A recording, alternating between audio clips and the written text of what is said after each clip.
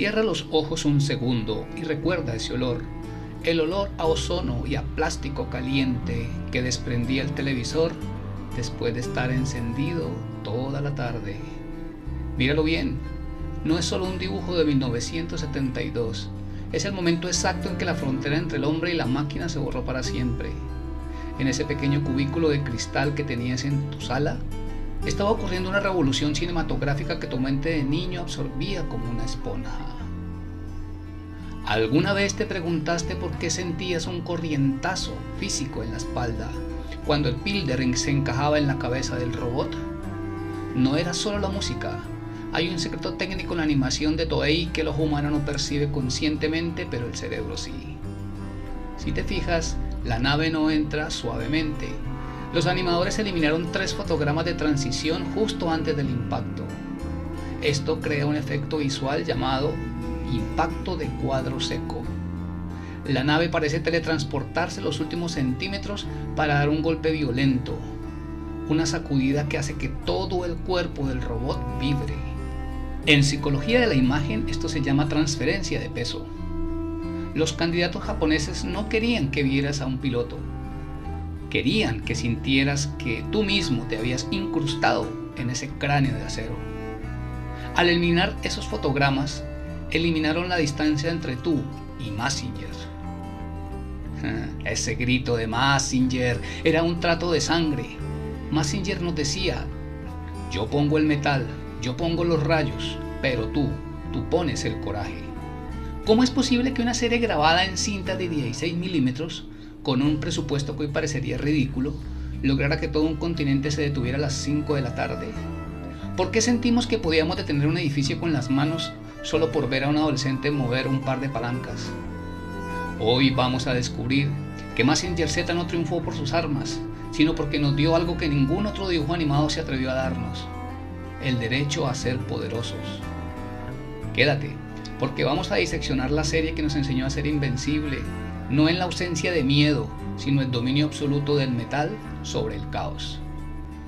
Bienvenidos a este análisis forense. Vamos a dejar de lado la nostalgia barata de los juguetes y las camisetas de colores. Vamos a hablar de la arquitectura de un mito. Mi tesis hoy es radical. Mazinger Z fue la primera vez que los niños de Latinoamérica vimos como en un espejo, algo de nuestra propia realidad. En una región que muchas veces se sentía pequeña o vulnerable frente al resto del mundo, este gigante japonés nos dijo en nuestro propio idioma que nosotros teníamos el control del interruptor. No era solo entretenimiento, era un manual de resistencia. Vamos a analizar esta obra maestra en 5 actos técnicos y emocionales. Vamos a entender por qué el robot se siente más pesada que cualquier Transformer moderno. Descubriremos el secreto oculto en las voces que nos daban las buenas tardes y entenderemos por qué la sombra de Mazinger 50 años después sigue siendo el lugar donde muchos de nosotros nos sentimos a salvo. Prepárate para desarmar al gigante. Vamos a ver qué hay debajo de la armadura de la superaleación Z. Empecemos por el misterio de la física. ¿Por qué Mazinger se siente como un camión cargado de rocas y no como un juguete de plástico? Los animadores de Toei usaron un truco que la animación digital moderna ha olvidado por completo: la inercia visual suspendida. Fíjate cuando Mazinger camina. No es un paso de atleta. El pie se queda en el aire un milisegundo más de lo normal, desafiando la gravedad, y luego cae con un estruendo que sacude la cámara. Si Mazinger se moviera con la elegancia de un ninja, no le tendríamos respeto. Le creemos porque es tosco. Esa tosquedad es lo que en cine llamamos verosimilitud mecánica. El robot es tan masivo que la propia Tierra parece quejarse cuando él decide dar un paso. Y hablemos del color, porque aquí hay ciencia pura: rojo, negro y azul oscuro. El rojo de las placas pectorales no es decorativo, es lo que llamamos un punto de atracción visual. Está diseñado para que tu ojo, en medio del caos de una pelea, siempre sepa dónde reside el poder absoluto. Cuando esas placas brillan, el espectador sabe que el conflicto ha terminado. Es el equivalente visual al destello de una espada desenvainada. Incluso las bestias mecánicas del Dr. Hell No parecen máquinas de una línea de ensamblaje. Tienen texturas que parecen cuero, ojos que parecen faros de camiones, oxidados y bocas que parecen hornos de fundición. Esa mezcla de lo antiguo y lo industrial es lo que nos hace sentir que estábamos viendo una leyenda urbana cobrando vida, no solo una caricatura para vender cereales. Mucha gente cree que la historia es robot azul le pega a robot feo, pero si rascas la pintura te darás cuenta de que Mazinger es un tratado sobre la herencia y el peso insoportable de crecer. Imagina la presión psicológica. Tienes 16 años, tu único referente familiar acaba de morir de forma violenta y te deja un arma capaz de vaporizar una ciudad. No te dejó una herencia para ir a la universidad, te dejó una responsabilidad de proporciones divinas. Koji Tabuko no es el héroe perfecto, es un adolescente que se equivoca, que grita cuando no debe, que siente un miedo paralizante, y eso fue lo que nos amarró a él. Koji no era un soldado entrenado, era un chico como nosotros, que tuvo que aprender a pelear sobre la marcha. El guión de Mazinger utiliza una estructura llamada el ciclo de la humillación victoriosa. Primero, la arrogancia. Koji cree que el metal lo hace invencible. Segundo, la humillación. Una bestia mecánica lo destroza, lo tira al suelo, le corta un ala. Tercero, el aprendizaje. Koji entiende que el robot es solo un cascarón si el piloto no tiene la disciplina para controlarlo. Cada vez que veíamos a Mazinger herido, sentíamos un nudo físico en el estómago. ¿Por qué? Porque para nosotros el robot era nuestra piel externa. Si él se rompía, nosotros estábamos expuestos. La serie nos estaba enseñando, sin que nos diéramos cuenta, que ser fuerte no significa ser intocable, sino tener la voluntad de hierro para levantarte cuando te han dejado en ruinas. Hablemos del nervio. ¿Por qué nos hipnotizaba ver a Koji moviendo esas palancas? Es la representación visual de la libertad absoluta. Para un niño en los años 80, el mundo estaba diseñado por adultos y para adultos. Estaba lleno de no toques, cállate, haz lo que te digo. Pero cuando Koji cerraba la cúpula del Pilder, las reglas de la gravedad y de los adultos desaparecían. En ese momento un adolescente era el único que decidía si la ciudad vivía o moría. Y aquí es donde debemos hacerle justicia a Sayaka Yumi. Muchos críticos mediocres dicen que era solo el interés romántico, pero psicológicamente ella era el ancla de la razón. Mientras Koji representa la fuerza bruta, la testosterona impulsiva que a veces roza la estupidez, Sayaka representa la técnica. Afrodita A era técnicamente inferior a Mazinger, lo que obligaba a Sayaka a ser el doble de valiente y 3 veces más inteligente para sobrevivir a los mismos monstruos. Esa dinámica nos enseñaba algo vital. El poder no es solo golpear fuerte, el poder es saber cuándo resistir. El nervio de la serie es esa danza constante entre la rabia de Koji y la precisión de Sayaka. Juntos formaban el equilibrio mental que todos buscábamos en nuestra propia vida.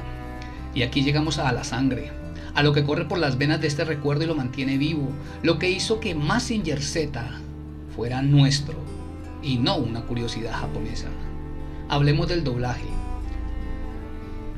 Si escuchaste con atención y recuerdas el doblaje latino, vas a ver profundas diferencias. ¿Sientes ese eco? En la versión japonesa los gritos de ataque son secos, marciales, pero en el doblaje realizado en México por Cadicia, los actores le pusieron alma de ópera. Pascual Silva no le prestaba su voz a Koji, le prestaba su humanidad. Cuando Pascual gritaba no escuchábamos a un locutor en un estudio con moqueta. Escuchábamos a un hermano mayor que estaba peleando nuestra propia guerra. Hay un secreto técnico hermoso detrás de ese sonido. En esa época no existían los filtros digitales. Para lograr ese sonido de cabina de robot, los ingenieros de sonido mexicanos a veces hacían que los actores hablaran dentro de botes de metal o grabaran a una distancia específica del micrófono para crear una reverberación natural. Esa suciedad sonora es lo que hacía que el cerebro de los niños creyera que Koji realmente estaba allí arriba, rodeado de motores y humo. Y por supuesto, la música de Memo Aguirre. En Latinoamérica la intro no era solo una canción, era un decreto de identidad. Mazinger es fuerte y bravo. Esas 4 palabras se convirtieron en nuestro mantra. En una época de incertidumbre política y económica en muchos de nuestros países, Mazinger nos regalaba una nacionalidad compartida, la nacionalidad de la resistencia. Para nosotros, Mazinger no nació en el Monte Fuji, nació en el televisor de nuestra sala, justo entre la merienda y la tarea. ¿Qué queda hoy del alma de Mazinger? Go Nagai nos enseñó algo que hoy parece revolucionario. La tecnología, por muy avanzada que sea, es solo metal muerto hasta que el espíritu humano decide habitarla. Mazinger es un objeto inerte hasta que Koji decide poner su vida en juego. Es la unión de la máquina y la voluntad la que crea el milagro. Muchos adultos hoy miran hacia atrás y dicen, eran solo dibujos para niños, pero se equivocan. Esos dibujitos nos dieron la arquitectura emocional para enfrentar la vida adulta. Nos enseñaron que el mal es inteligente y persistente, como el Dr. Hell, que la traición tiene rostros conocidos, como el Barón Ashura, pero que siempre existe una forma de pelear si tienes el coraje de acoplarte a tu propia verdad. Mazinger Z fue nuestra primera gran lección de ética mecánica. Nos enseñó que ser invencibles no es ser inmortal. Es saber que, aunque el enemigo sea un monstruo de 100 metros y tú solo seas un chico con una moto, tienes el poder de decir, aquí no pasas. Aquí está la revelación final, el secreto que has guardado en el fondo de tu memoria durante décadas, esperando el momento exacto para ser despertado. Esa electricidad que sentías al escuchar las primeras notas del opening, ese impulso de saltar del sofá, no era solo por las luces de colores. Era un fenómeno de catarsis colectiva. Durante esos 30 minutos tú no eras un espectador, tú eras el dueño de tu propio destino. Recuerda el trauma del episodio final. Mazinger el Invencible fue derrotado. Lo vimos ser despedazado, humillado. Fue la primera vez que muchos de nosotros entendimos que el mal puede ganar, que nuestras defensas pueden fallar. Pero es ahí, en medio de los escombros de la ciudad fotónica, donde ocurre el verdadero milagro. La serie nos regaló la infancia más poderosa de la historia porque nos enseñó la resiliencia mecánica. El robot puede caer, las placas de superaleación Z pueden fundirse, pero la voluntad del piloto, esa pequeña nave llamada Pilder, nunca se rinde. Mazinger Z nos hizo entender que detrás de ese vidrio grueso de la televisión había un gigante de acero esperando a que tomáramos los mandos para decirnos que, pase lo que pase, todo iba a estar bien. El momento dorado no era la victoria final, era el proceso de levantarse. La invencibilidad no estaba en el robot, ni en los laboratorios secretos de Japón. Estaba en la frecuencia de tu corazón cuando gritabas los ataques. El gigante solo fue el mapa que nos enviaron para que nunca olvidáramos que llevábamos un motor fotónico latiendo dentro del pecho, listo para encenderse cuando el mundo se ponga oscuro.